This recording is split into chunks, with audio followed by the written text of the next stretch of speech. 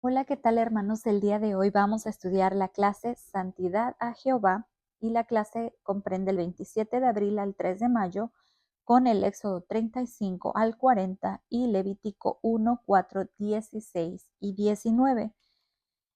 En la clase menciona que el salir de Egipto fue muy importante para este pueblo, pero también Dios tenía propósitos especiales para ellos. Uno de estos era que ellos aprendieran a ser santos. Por lo que en Ideas para Aprender el Hogar nos enseña que el Señor quiere que nosotros lleguemos a ser santos. Se nos insta a buscar cada objeto que se menciona en las escrituras y también la representación de él. Nos piden también buscar, el Señor me pide que entregue mis ofrendas con un corazón dispuesto. Y las ordenanzas del templo se dieron en la antigüedad. Gracias al sacrificio de Jesucristo puedo ser perdonado. Vamos a comenzar leyendo el Éxodo 35 al 40. Y dice así: 6 días trabajarás, pero el día séptimo os será santo, día de reposo dedicado a Jehová. Cualquiera que hiciere algún trabajo morirá. No encenderéis fuego ni en ninguna de vuestras moradas en el día de reposo. En el 5 dice: tomad entre vosotros una ofrenda para Jehová. Todo generoso de corazón la traerá a Jehová: oro, plata, bronce y azul, púrpura y carmesí y lino fino, y pelo de cabra, y pieles rojas de carnero, y pieles de tejón, y madera de acacia, y aceite para el alumbrado, y especias aromáticas para el aceite de la unción y para el incienso. En el 10 dice: y todo sabio de corazón entre vosotros vendrá y hará todas las cosas que Jehová ha mandado. Me llama mucho la atención que el primer tema, después de que se surge esto de que hacen el becerro de oro y pecan ante Jehová, él decide comenzar una nueva vida con ellos a través del Shabbat y habla precisamente de la santidad, porque esa santidad también es en tiempo. Mishkan es el tabernáculo y significa santidad de espacio. Dios está a punto de construir algo sagrado. Entonces establece primero que el día de reposo es el tiempo más sagrado, incluso que lo que están a punto de construir. Dios enseña estructura. Primero les enseña que el descanso es importante y después les pide la acción, aún después de que ellos ya habían fallado y había tiempo para poder reflexionar sobre su interior y poder reconstruir quién ellos eran, para poder saltar un poco el hecho de ser pecadores y más bien convertirse en personas que podían controlar su interior y podían dejar la impulsividad de fuera. Les dicen: no encenderéis un fuego, y eso para mí representa la impulsividad y también el no estar preparados, porque tenían que tener el fuego ya encendido un día antes y dejarlo listo para poder permanecer así el siguiente día. Por lo que también demuestra que entre la ira y la impulsividad es importante que nosotros podamos dejar de hacer este tipo de cosas. Dice en el 5: tomad de entre vosotros para ofrenda para Jehová, todo generoso de corazón la traerá para Jehová: oro y plata. Medib Lev es un corazón generoso. Dios invita, Él no obliga a las personas. Lo importante no es lo que tú das, sino cómo lo das. Lo das de corazón, desde dónde lo estás ofreciendo. El amor no se fuerza, el amor se construye y debe ser voluntario. Tiene que ser con conexión y sacrificio. Por ello se nos pide a nosotros que cuando fallemos, también se nos dará una oportunidad de poder restituir. El hecho de que el Señor nos dé la oportunidad de dar sin presión nos ayuda a poder tener el deseo interno de buscar la identidad de quienes realmente queremos ser. Lo sagrado siempre se construye con voluntad y deseo, no bajo la presión. Por lo que Lev significa corazón y ese no es solo un órgano, es voluntad, es intención y es dirección en la vida. La persona cuya alineación está siempre en pos de dar cosas a Dios y a la gente que está a nuestro alrededor. Habla muchas cosas, habla de cómo se construye el arca, vamos a leer un poco de eso. Dice, el arca y sus varas y el propiciatorio y el velo de la tienda, la mesa y sus varas y todos los utensilios y el pan de la proposición y el candelabro del alumbrado con sus utensilios, sus lámparas y el aceite de iluminación. El Señor les pide cosas muy específicas. El Señor les empieza a pedir oro, que significa lo divino y representa también lo valioso. Les pide plata, que es un símbolo de la redención. El bronce es el juicio y también la resistencia que tiene que tener este pueblo. Dios de alguna forma usa cada una de esas fortalezas en los procesos, en especial como se representa la plata es las pruebas y el bronce la resistencia que nosotros tenemos que tener ante esas pruebas. Cada persona de alguna forma aporta y hay unidad. Dice que también les piden hilos. Los hilos son azules, que indican la conexión con Dios. Le pide también hilos púrpura, que significa la realeza y la distinción. El rojo involucra la vida y el sacrificio. El lino es la pureza y la integridad. El pelo de cabra es la humildad y la sencillez de corazón. Las pieles indican la protección y el cuidado que Dios otorga al obediente. Y la acacia, la madera de acacia es la estabilidad y la resistencia junto con la firmeza. El aceite es la guía y la claridad que nosotros recibimos en el templo. En el versículo 19 dice, las vestiduras del servicio para ministrar en el santuario, las sagradas vestiduras de Aarón, el sacerdote, y las vestiduras de sus hijos para servir al sacerdocio. Cada una de estas cosas se iba a realizar.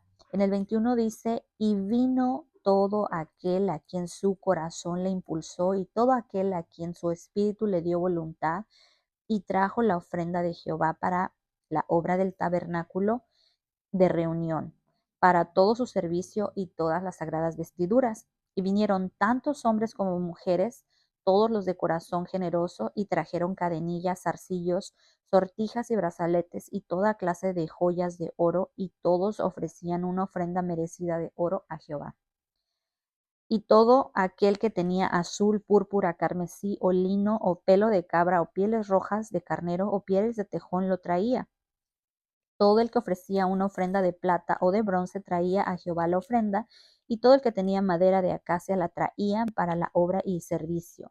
Además, todas las mujeres sabias de corazón hilaban con sus manos y traían lo que habían hilado, azul o púrpura o carmesí o lino fino, y todas las mujeres cuyo corazón las impulsó en sabiduría hilaron el pelo de cabra.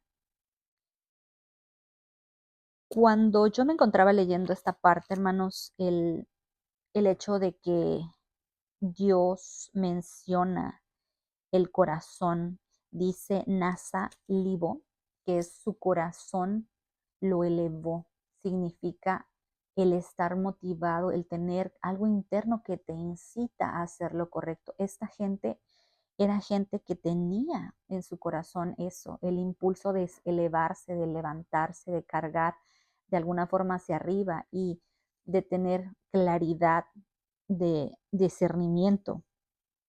Le dice también o menciona aquí todas las mujeres que tenían, eran sabias de corazón. El ser sabio de corazón no es exactamente igual como se lee Jobam Lev, que es sabio de mente. En hebreo, esto siempre permanece junto. El ser Sabio de mente significa de alguna forma que nosotros debemos de tener conocimiento y que tenemos que tener un discernimiento especial. Le menciona en el 27, los jefes trajeron piedras de ónice y las piedras de los engastes para el efod y el pectoral y las especias aromáticas y aceite para el alumbrado y para el aceite de la unción y para el incienso aromático. De los hijos de Israel, tantos hombres como mujeres, todos los que tuvieron corazón generoso para traer toda la obra de Jehová, que Jehová había mandado por medio de Moisés que hiciesen y trajeron ofrenda voluntaria a Jehová. En el 31 dice, y lo han llenado del Espíritu de Dios en sabiduría, inteligencia y en toda ciencia de artesanía. Me voy a regresar un poquito al 30, ya que dice, y dijo Moisés a los hijos de Israel, mirad a Jehová, ha nombrado a Bezalel, hijo de Uri, hijo de Ur de la tribu de Judá, y lo ha llenado del Espíritu de Dios en sabiduría, inteligencia, en ciencia y en toda artesanía para diseñar los diseños artísticos y para trabajar en oro y en plata y en bronce, y en el labrado de las piedras para engastar y el tallado de la madera para trabajar toda la obra ingeniosa, y ha puesto en su corazón el don de enseñar tanto a él como a Aholiab, hijo de Asimac, de la tribu de Dan, y los ha llenado de sabiduría de corazón para que hagan toda obra de artesano y grabado y bordar en azul y púrpura y carmesí y lino fino y tejedor, que hagan la labor y diseñen con diseño. Cuando Dios llama a una persona, Él capacita. No solamente capacita de una forma superficial, Él llena el espíritu. Da sabiduría de alguna forma también, el conocimiento y la habilidad. El tener un talento es muy importante cuando Dios nos los entrega. El trabajo físico también es sagrado y es espiritual, porque no solamente permite que uno se mantenga, sino también permite hacer lo que Dios hace, que es crear. Esta parte de construir, de ordenar, de gobernar, de cuidar algo, de saber cómo se hace, es parte de lo que hace especial a Dios, porque Él y Jesucristo saben no solamente cómo crear mundos, sino también saben cómo crear las almas y cada detalle que se encuentra en nuestro planeta. Habla también de las piedras, pero el, el hecho de que los líderes hayan traído las piedras solamente habla de un corazón generoso de la gente. Vamos a leer un poquito sobre el tema. Y dice en el 36, en el capítulo 36, hicieron pues Bezalel y Aholiab y todo hombre sabio de corazón a quien Jehová dio sabiduría e inteligencia para saber hacer toda la obra del servicio del santuario, todas las cosas que había mandado Jehová. Y Moisés llamó a Bezalel y a Aholiab y a todo hombre sabio de corazón cuyo corazón había dado Jehová la sabiduría, y todo hombre a quien el corazón le movió a venir la obra para trabajar en ella. Y hablaron a Moisés diciendo, el pueblo trae mucho más de lo que es menester para la obra que Jehová ha mandado que se haga. Entonces mandó a pregonar en el campamento, diciendo, ningún hombre ni mujer haga más trabajo para la ofrenda del santuario. Así que el pueblo dejó de ofrecer más, pues tenían material abundante para hacer toda obra y sobraba. La generosidad también tiene límites, hermanos. Aquí nos enseña claramente cómo el pueblo, aun cuando tenía toda la intención de crear este templo, era o tenía que ser parado. Entonces Moisés les dice que ya es suficiente.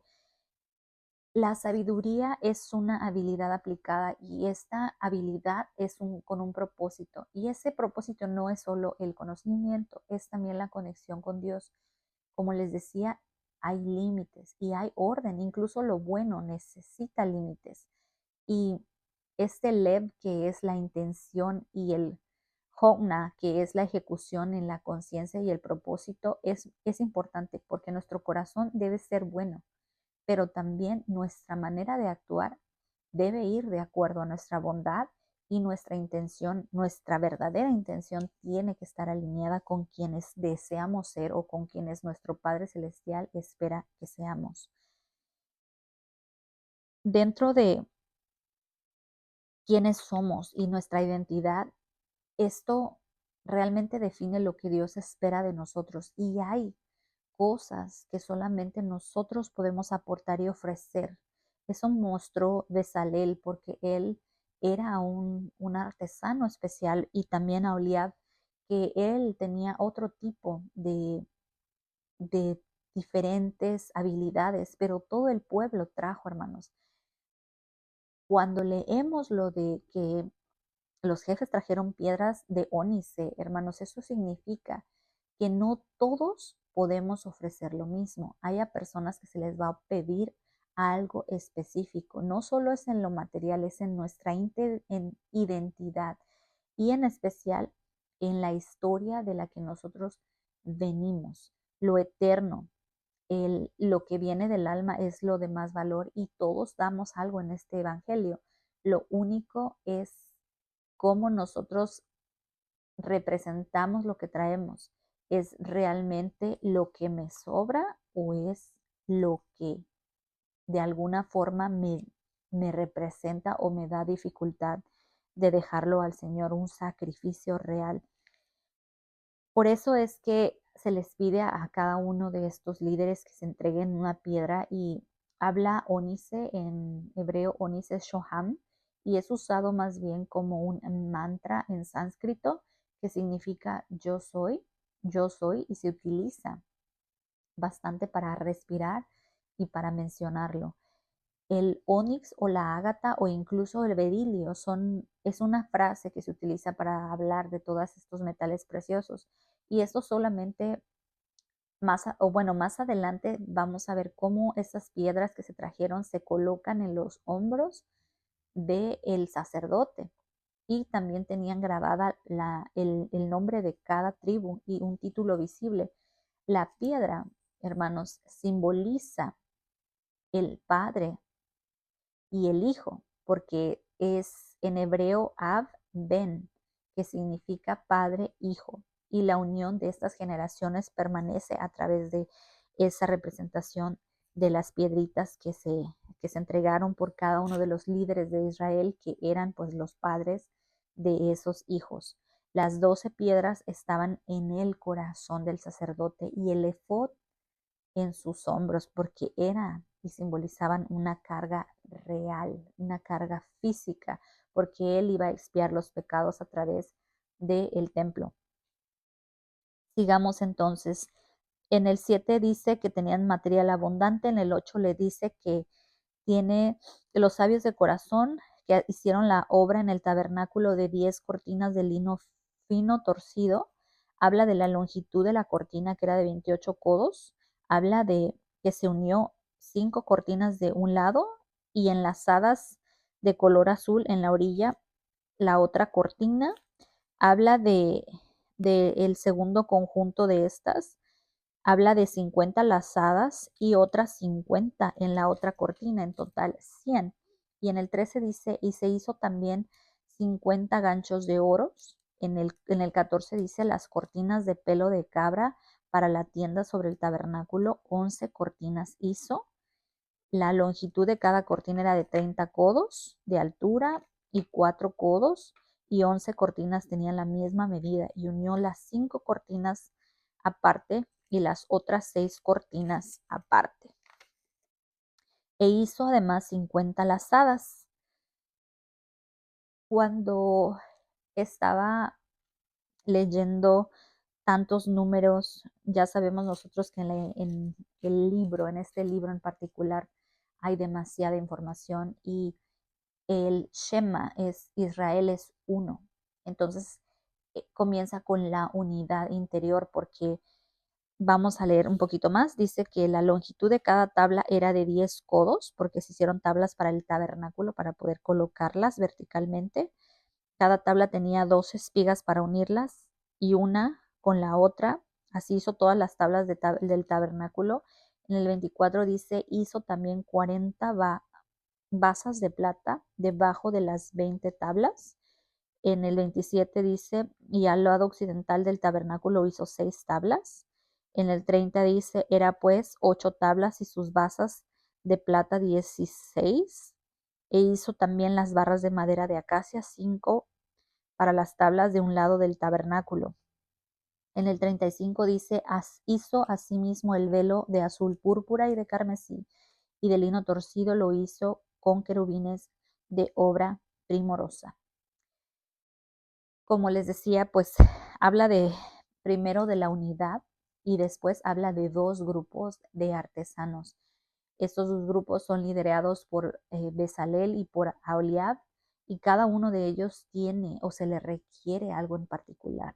A estas personas se les capacita y esas personas a su vez enseñan a otros lo que tienen que hacer. Habla del número 2. Recordemos eso, 2 grupos, 2 testigos, 2, una relación. En el 5, perdón, habla también del número 5, que es lo humano, la transformación, que es esta, de alguna forma, lo material que existe en el mundo después de la creación, que es cuarta. Y las cortinas son 10. 10 es Mishkan, que es las cortinas, estas son completos, es un orden y una estructura, igual es una totalidad. Hay 11 cortinas de pelo de cabra. Recordemos que el pelo de cabra simboliza a los pobres, a la gente humilde, y estos estaban controlados a la perfección porque había 5 de un lado y 6 del otro, y tampoco es casualidad. El número 5 es de la imperfección humana porque es justo el día 5 cuando nuestro Padre Celestial se da cuenta que ha creado el mundo, y entonces dice, ahora es tiempo de crear al humano. Y el número 6 es cuando Él nos crea. Y es por eso que en este momento, cuando crea al humano en el número 6, estos dos juntos, hay de alguna forma una imperfección controlada. Hay 50 broches que significan la libertad y el jubileo. Hay 100 columnas y de estas con bases de plata. Y esto significa la plenitud de lo físico y la base sólida que representa la plata. Y el número 40 es la transformación y el proceso espiritual que estaban viviendo. Hay 4, el acceso es restringido. Si nosotros leemos, hermanos, nos damos cuenta que las cortinas que se crean ahí, se le hacen 4 cortinas y se hacen 5 cortinas. Las 5 cortinas son para que uno decida el seguir adelante. Si tú decides en 5 seguir adelante, entonces el 4 es acceso restringido, porque solamente la gente que decide conscientemente entrar al templo del Señor, entrar al lugar santo, es la gente que tomó la decisión de seguir a nuestro Padre Celestial. En el versículo 35 dice, hizo asimismo el velo azul púrpura y lo hizo con querubines con obra primorosa. En el velo hizo 4 columnas de madera de acacia y recubrió con oro sus ganchos de oro y los fundió para ellas 4 bases de plata. El mundo físico ya está completo en el 4 y simboliza que este velo cubre las 4 partes de la tierra, en todo el mundo en su totalidad. Él dice también que hizo el velo para la entrada del tabernáculo de azul, púrpura y carmesí y lino torcido de bordador. Este era el límite del lugar santo. En el 38 nos dice, y sus 5 columnas con sus ganchos recubrió los capiteles de ellas y sus moldaduras de oro, pero sus 5 basas las hizo de bronce. El humano decide cuándo entrar, si entra o no. Es verdad que ellos crean un espacio donde morar, donde Dios va a morar, pero al final nosotros decidimos si deseamos o no entrar en la presencia de nuestro Padre Celestial. En el capítulo 37 se dice que Bezalel hace el arca de madera de acacia con la longitud de 2,5 codos y 1,5 codos de anchura y su altura de 1,5 codos y la recubrió de oro puro por dentro y por fuera y le hizo una cornisa de oro alrededor. Ya les había dicho, hermanos, que nada que es una casualidad. Él hace un arca, recordemos qué significa el arca. El arca simboliza un contenedor cerrado, un lugar donde algo se está preparando como un bebé a crecer. Ese también simboliza el arca donde él mismo, este hombre Moisés, sale a poder liberar al pueblo y también representa esa misma arca, el arca con la cual fuimos salvados en el diluvio. Esto se recubre por fuera de oro y también por dentro. Y eso habla de el oro es la purificación, de que nuestro corazón debe estar también purificado y lo que mostramos afuera tiene que ser lo que tenemos adentro. Menciona que tenía 4 argollas de oro en las 4 esquinas. Recordemos otra vez la totalidad del mundo físico y material. Simboliza también esto. Hizo las varas de madera de acacia y las recubrió con oro. Recordemos que todo material que estaba recubierto con oro simboliza la purificación interna y externa. Metió las varas por las argollas a los lados del arca para llevar el arca. Asimismo, el propiciatorio de oro puro, su longitud de 2,5 codos y su anchura de 1,5 codos. E hizo también los 2 querubines de oro y los hizo labrados al martillo, a los 2 extremos del propiciatorio, un querubín al un extremo y otro querubín al otro extremo del propiciatorio. Hizo los querubines en sus 2 extremos, y los querubines extendían sus alas por encima, recubriendo con sus alas al propiciatorio, y sus rostros estaban uno enfrente del otro. Miraban hacia el propiciatorio los rostros de los querubines, e hizo también la mesa de madera de acacia, y su longitud era de 2 codos. También habla de la moldura, y ahorita vamos a regresar a eso un poco, pero cuando yo les hablaba de que se hizo el arca, el arca es, de alguna forma se le dice en hebreo Aarón. Y Aarón, aunque no es lo que se está hablando aquí, Aarón era el sumo sacerdote que iba a estar a cargo de este templo. La madera simboliza lo humano y el oro lo divino, por dentro y por fuera. Habla del propiciatorio, que es caporet, viene de cafar, que es cubrir, expiar. No solo es una tapa, porque el arca era, pues, como lo menciona, ¿no? Como una cajita, y arriba el propiciatorio era lo que tapaba el arca. Y esta tapa, hermanos, es algo que hace que el contenedor, que lo que esté adentro no se vierta, que lo que esté adentro no sea visible para lo externo, o que nada de que sea indeseable entre a ese lugar. Entonces es una separación de algo especial, pero también es la conexión, porque es la conexión del que cierra con el valor interior que está dentro de ese contenedor. Hay querubines. Querubín es próximos en hebreo, y esto simboliza que ellos son los más cercanos guardianes de lo sagrado, y esto refleja el lado espiritual que el Señor quería enseñarnos con esta parte visible de ver esos querubines cuyas dice que estaban frente a frente. Eso también habla de el hacer las cosas de frente, el siempre tener la mira en las cosas que son importantes. Habla de la mesa, que es Shulhan, que en efecto es la mesa directa, pero no nos vamos a concentrar en el mueble, sino en la conexión familiar que resulta de estar sentados en esa mesa. Habla de menora, que son las lámparas. Ner es luz y shemen es aceite. La luz divina se une con la sabiduría y la conciencia.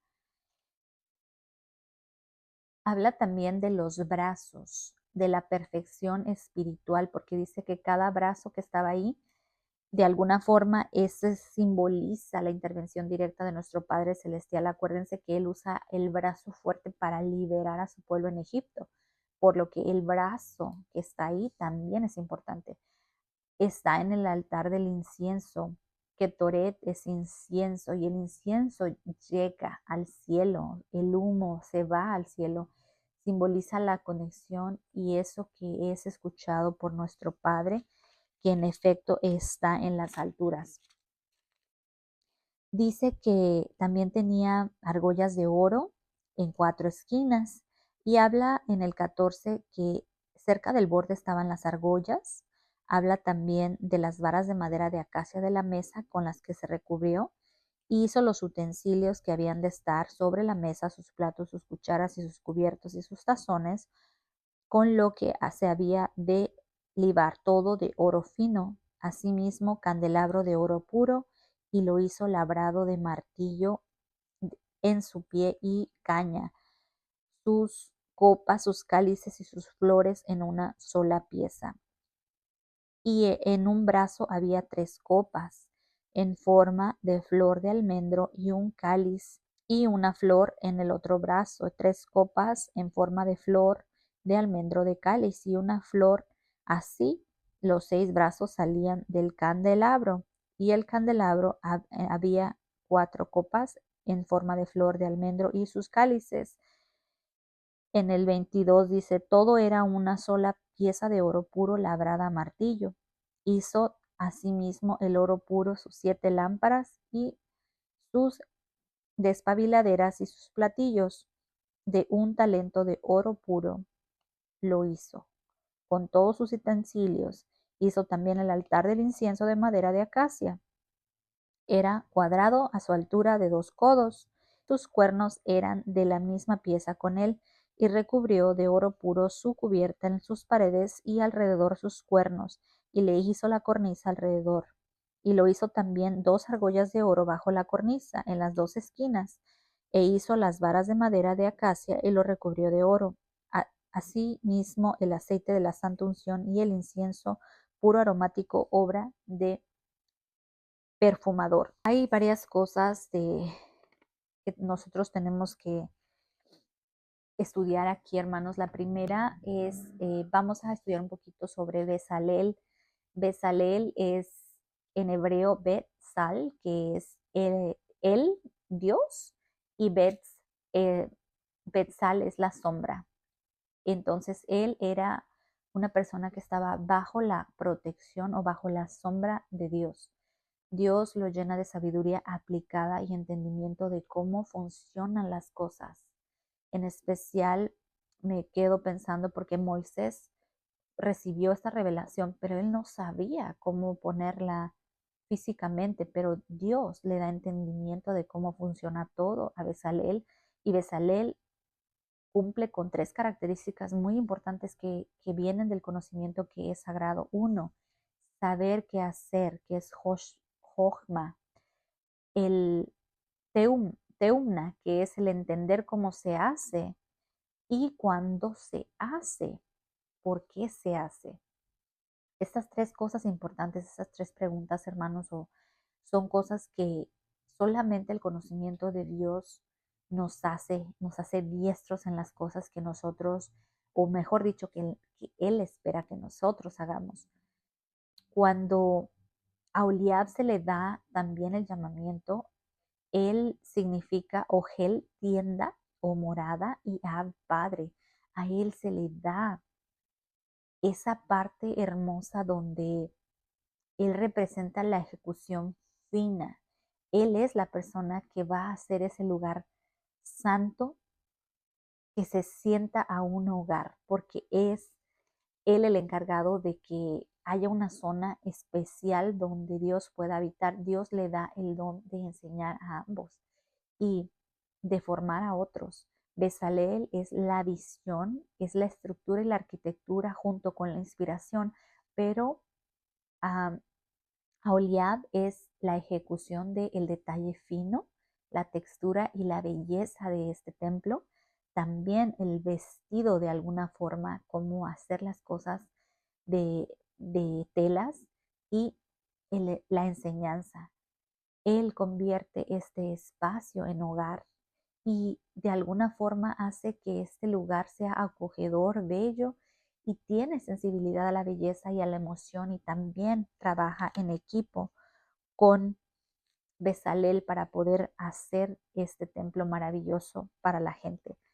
Habla de Shaked, que es la flor de almendro. En hebreo significa vigilar y estar atento, el estar despierto, es el que vela.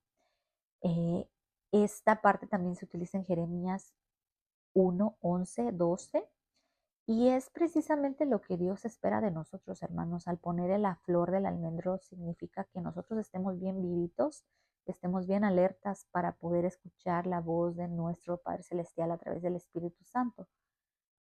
Además, hermanos, algo muy bonito es que el almendro es el primer árbol que florece en Israel.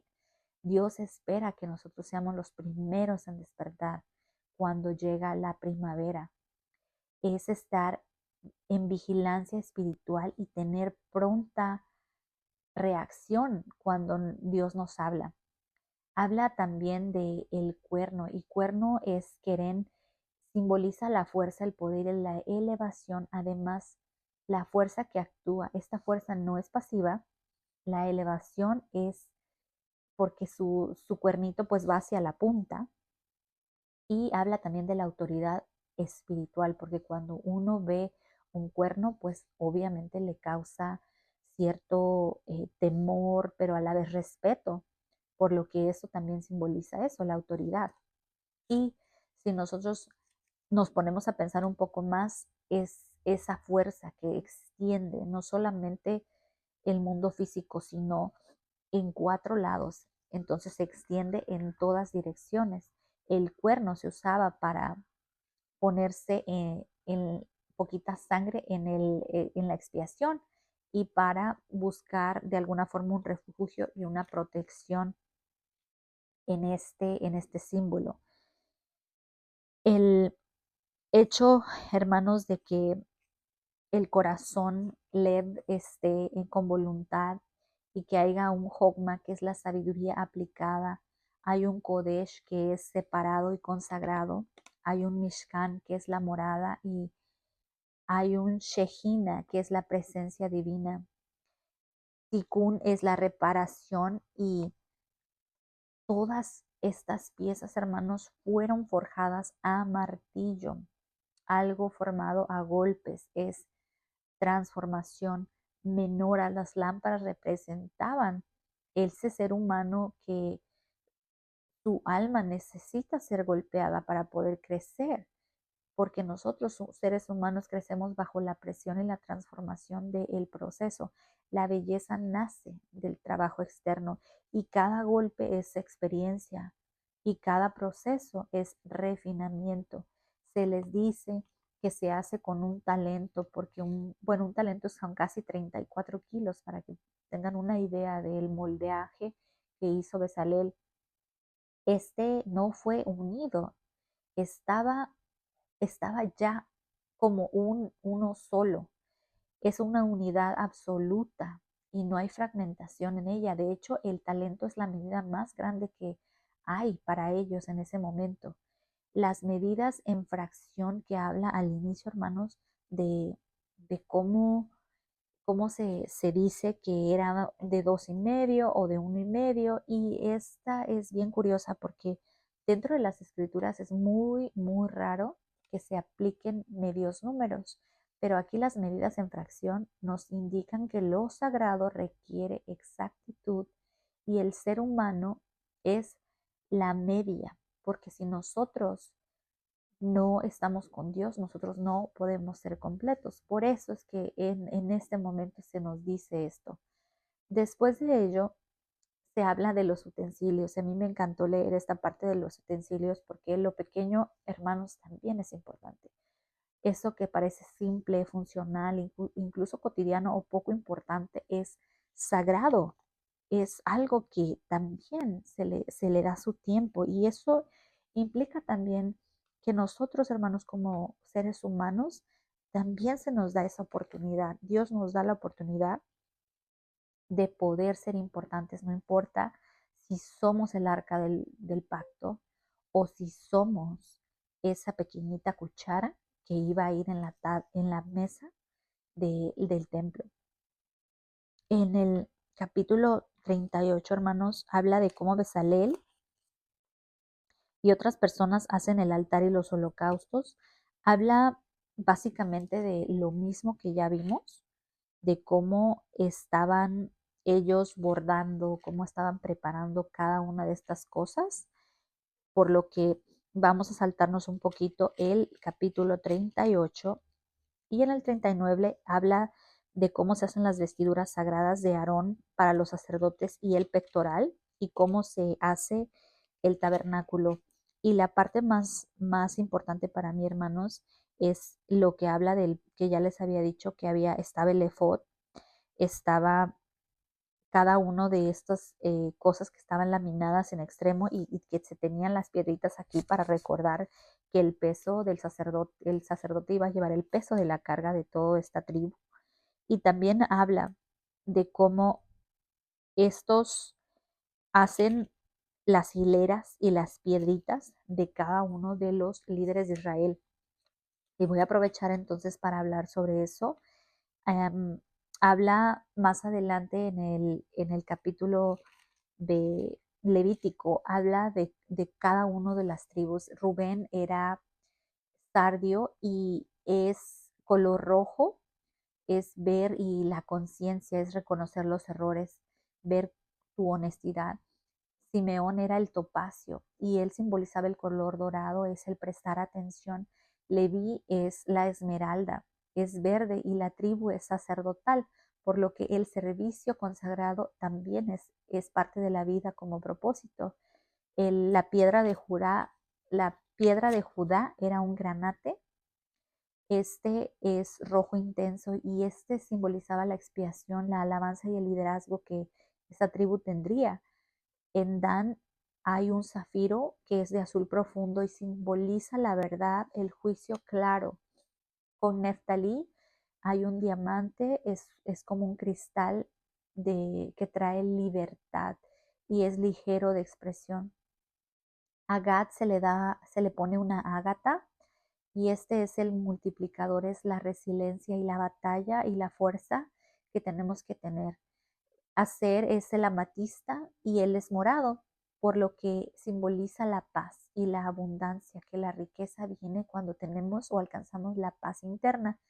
Con Isaacar se le pone el berilio y este tono es un suave y es que debemos tener entendimiento y también sabiduría. Con Zabulón hay una turquesa y esta turquesa es azul verdosa, por lo que significa la expansión y la provisión, el abrirse como parte de un propósito. A José le toca el ónice, que es negro por capas y es un proceso profundo. Benjamín es un jaspe y este simboliza la estabilidad y el cierre, es un color terroso. Cada persona, hermanas, tiene un valor y un propósito único en este mundo. Cada persona es una persona especial y cada uno es necesario para construir de alguna forma su, su todo que es completo, lo que el Señor espera. Y la parte muy bonita de este capítulo dice, hicieron asimismo la lámina de la diadema santa de oro puro y escribieron en ella como grabado el sello, santidad a Jehová. Y nosotros sabemos que cada uno de nuestros templos tienen esta característica, la característica de llevar el nombre santidad al Señor, porque eso es lo que buscan estos capítulos. Finalmente, hermanos, en el 40 se arma el tabernáculo y en el primer mes, el primero, se arma el tabernáculo de la reunión. Se les pide que sea así. ¿Para qué? Para que fuera uno, uno, uno, tres veces uno, hermanos. Comenzar una nueva vida, un nuevo comienzo, un nuevo despertar a esta vida con un templo.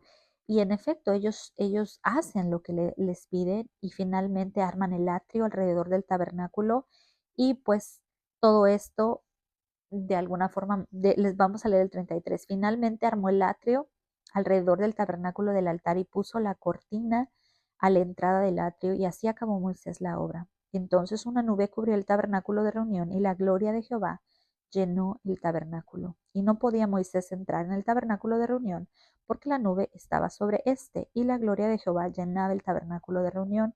Y cuando la nube se alzaba el tabernáculo, los hijos de Israel seguían delante en todas sus jornadas, pero si la nube no se alzaba, no partían hasta el día en que se alzaba, porque la nube de Jehová estaba de día sobre el tabernáculo y el fuego estaba de noche sobre él, y a la vista de toda la casa de Israel en sus jornadas. Yo me imagino esto como un campamento, bueno, pues era un campamento, ¿verdad? Pero un campamento en el que hemos ido nosotros como familias. Pones tu tienda, en este caso era el templo, era un templo pues grandísimo, no era fácil de poner, pero había una nube que bajaba y eso simbolizaba que el Señor estaba ahí y no podías mover ese templo hasta que Él se iba. ¿Y cómo sabías? Porque la nube se levantaba y entonces ellos levantaban el campamento y era cuando tenían que moverse.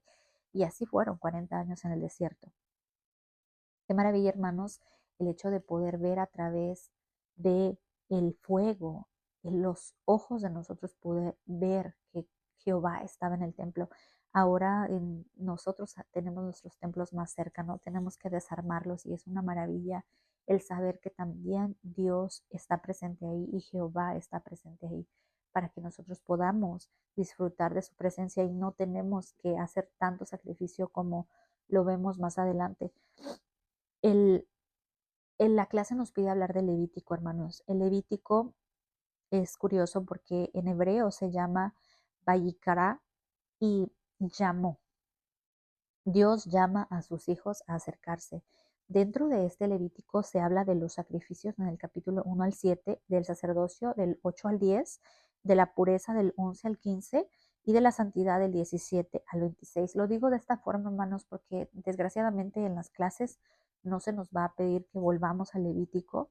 Y el Levítico, hermanos, era un manual de cómo ser santo. La importancia de estudiar el Levítico es porque en este libro Dios nos enseña cómo nosotros debemos de ser santos, enseña cómo debe ser la vida de una forma correcta. Voy a irme muy rápido aquí porque los temas son muy complejos. En el capítulo 1 de Levítico dice, habla a los hijos de Israel y diles, cuando alguno entre de vosotros presente una ofrenda a Jehová, haréis vuestra ofrenda de ganado vacuno u ovino. Un macho sin defecto de voluntad lo ofrecerá a la entrada del tabernáculo y pondrá su mano sobre la cabeza como el holocausto y será aceptado para la expiación de él. Entonces degollará el becerro en la presencia de Jehová. Los sacerdotes hijos de Aarón ofrecerán la sangre y rociarán alrededor sobre el altar, el cual está en la entrada del tabernáculo de reunión. En el 7 dice, los hijos del sacerdote Aarón pondrán el fuego sobre el altar y acomodarán la leña sobre el fuego. En el 9, y él lavará con agua los intestinos y las patas, y el sacerdote hará arder todo lo que esté sobre el altar. Holocausto es ofrenda encendida, olor grato a Jehová. Dentro de aquí, hermanos, se habla del corbán olá, que es ofrenda quemada. Esta ofrenda, la primera que se describe, es una ofrenda voluntaria. El corbán viene de karob, que es acercarse. El sacrificio es un medio de acercamiento a Dios, por lo que genera relación con Él. El animal se quema completo y el humo sube al cielo. Simboliza el entregar totalmente y elevarnos espiritualmente. Todo lo que es ese animal, incluso sus entrañas y sus patitas, todo es para Dios. Pero hay algo importante. El animal es lavado para poder ser entregado, o sea que tiene que hacerse limpio.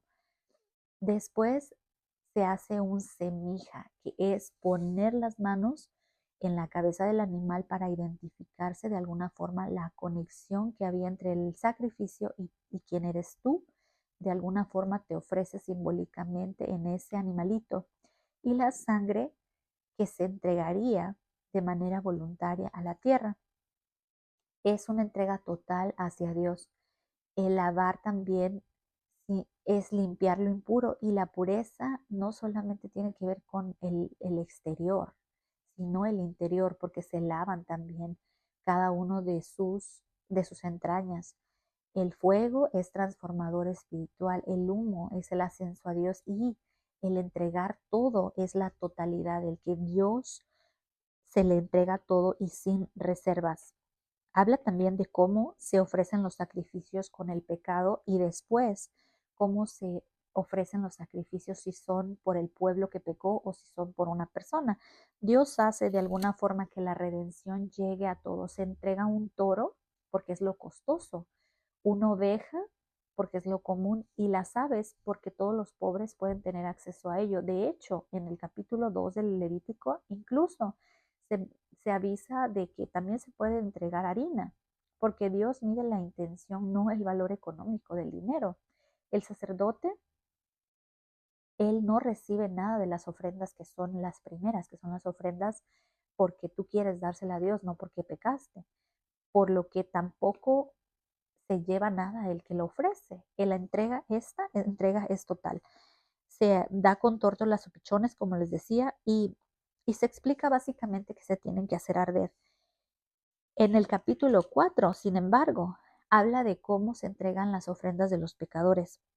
Vamos a ver cómo dice en el 2: cuando una persona pecare inadvertidamente alguno de los mandamientos de Jehová sobre estas cosas. En el 3 dice: ofrecerá a Jehová por el pecado un becerro sin defecto como ofrenda de pecado. Y también aquí se habla exactamente de cómo va a ser el ritual que se va a ofrecer de ese becerro, y es muy parecido al inicial, pero con una condición distinta. Habla de que el Korbat Hatat, que es el ritual de la purificación, este es un pecado que fue involuntario. Si tú haces un pecado, aun cuando no sepas o no fuera tu intención, daña la relación que tienes con Dios y la comunidad. El sumo sacerdote en este momento, de alguna forma, liderea, por lo que él tiene la responsabilidad de limpiar a las personas. El poner la mano en el animal es identificarle a él, porque se transfiere el defecto, se transfiere el pecado a él, y él toma la responsabilidad de la pérdida personal. Cuando se explica cómo se hace esto, hermanos, es muy interesante, porque habla de que se debe de rociar 7 veces la sangre, y la sangre, como ustedes saben, es la purificación completa. El número 7 es la plenitud y la totalidad del ciclo, por lo que el aplicarlo en los cuernos daba poder, autoridad espiritual. Y el pecado debe ser purificado desde el espíritu, desde el corazón, desde la raíz. El derramar la sangre en la base del templo significaba que de alguna manera se iba a devolver esa sangre que nosotros tomamos, ese pecado, a nuestro Creador, porque solo a Él pertenece. Se quema, primero, hermanos, se quema la grasa, que es lo mejor y lo más valioso, eso se quema para Dios. Se queman los riñones, que simbolizan las emociones y la conciencia interior, y también se quema el hígado, que son los deseos y la motivación de las personas. El resto, hermanos, se saca del campamento porque es considerado impuro y se quema. Todo esto se quema afuera del campamento, porque es un símbolo de la eliminación física del pecado, la separación de lo santo con lo impuro. Lo que contamina no puede estar dentro del mismo espacio. Y también se explica cuando un jefe se le da un macho cabrío, y todo esto se les dice que sus pecados van a ser perdonados, y a cada uno se les da una porción especial de cómo debe de ser. Si tu pecado es porque tú eres un sumo sacerdote, bueno, vas a tener que dar más. Y si eres pues un simple, eh, pues una simple persona, como cualquiera de nosotros, pues iban a dar tórtolas. Cada una de estas cosas son explicadas aquí. Después nos pide que leamos el 16 y el 19. En Levítico 16 habla, hermanos, de cómo estas ofrendas deben de darse. En el Levítico 10, los hijos de Aarón fallecen porque ellos ponen fuego que no, que no es del altar de Jehová. Este fuego que estaba en el templo, hermanos, venía de Dios. No podías agarrar el fuego que tú crearas y tratar de alumbrarlo. Cuando este fuego estaba era porque Dios estaba en la presencia y después de que sucede eso, se le pide a Aarón que ofrezca un sacrificio. Y ese sacrificio, hermanos, simboliza que nosotros no podemos entrar a la presencia de Dios sin preparación.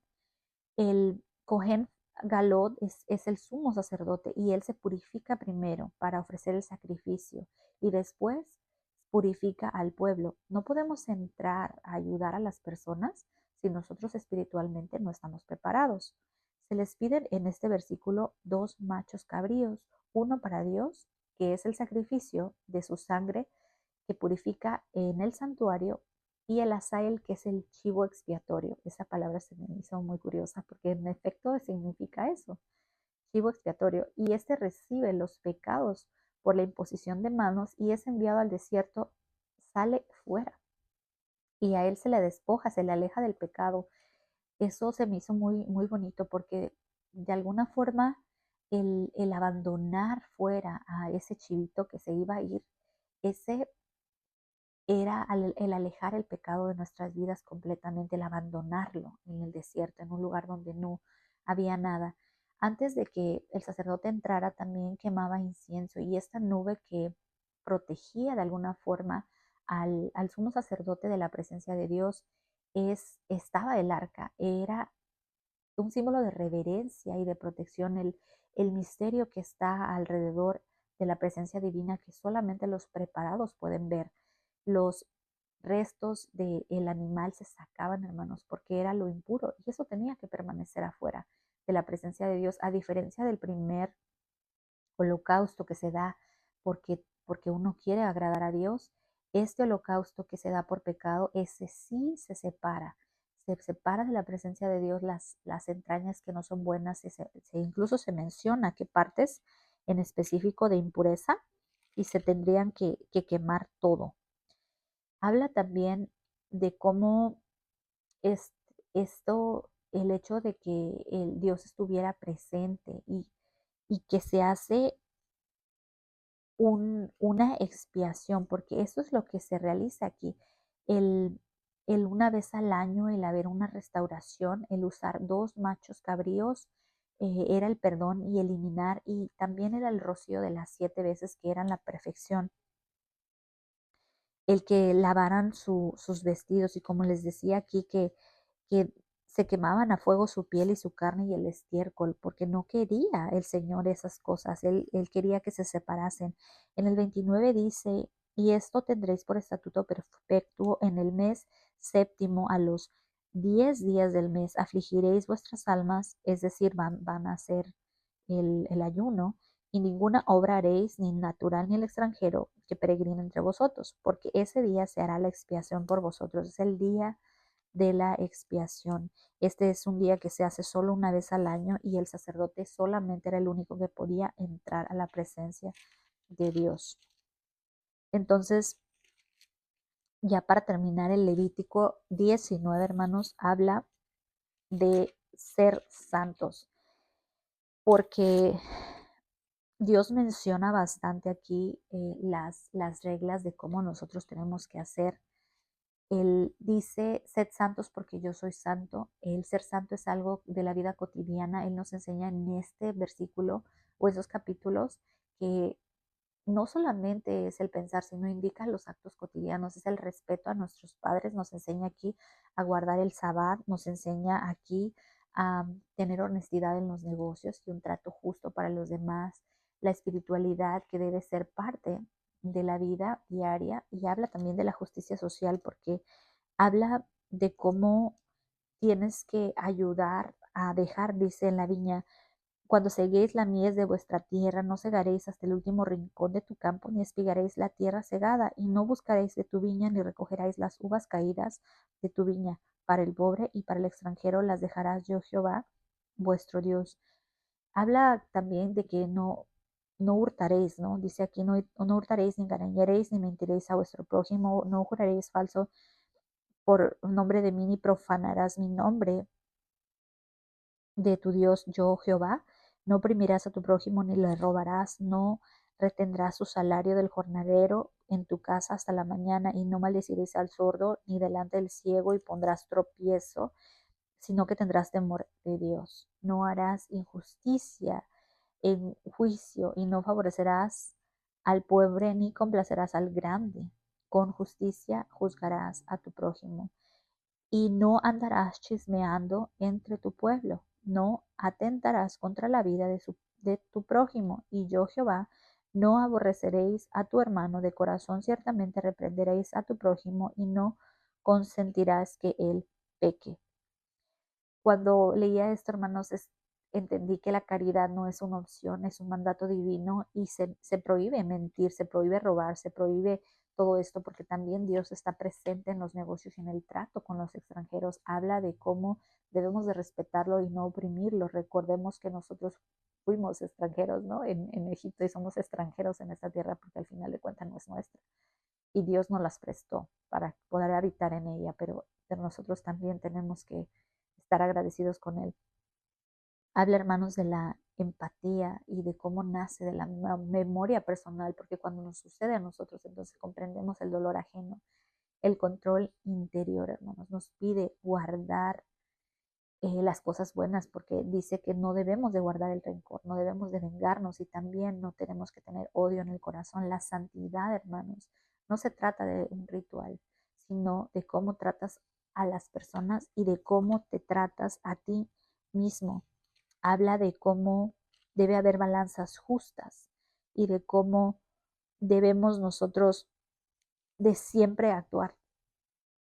Luego, hermanos, que Dios nos dé la claridad a todos para no solamente hacer tratos justos, pero también para tener el deseo de poder ofrecer holocaustos y ofrecer sacrificios ahora con un corazón abnegado, el poder servir a Dios, el poder ahora en este mundo que, si bien es cierto el Levítico, ya no hacemos sacrificios de sangre, el hacer sacrificios más sencillos como lo son nuestros diezmos, compartir nuestros talentos, el enseñarle a las personas que no saben del Evangelio, el también ayudar a nuestros obispos, ayudar a nuestras presidencias a que hagan la obra del Señor, en el poder tomar llamamientos, en el poder estar dispuesto a estar con nuestro Padre Celestial en esta actividad.